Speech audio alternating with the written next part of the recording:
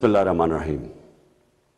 अमर bill मारूफ व नही अनिल मुनकर अल्लाह का हुक्म है। कुरान में मुसलमानों को अल्लाह हुक्म देता है कि तुमने अच्छाई के साथ खड़े होना है और बुराई और बदी के खिलाफ खड़े होना है, और इससे एक माशरा जिंदा रहता है।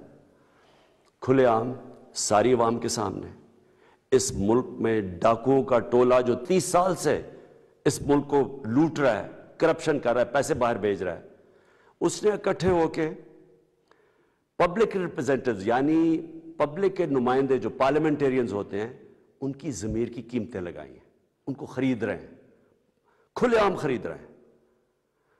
मैं ये चाहता हूं कि सारी मेरी कौम 27 तारीख को मेरे साथ निकले, सिर्फ एक पैगाम देने के लिए कि हम बदी के साथ नहीं हैं, हम बदी के खिलाफ हैं। हम इस मुल्क में ये जो जुर्म हो रहा है, मुल्क की जमहूरियत के खिलाफ, कौम के खिलाफ,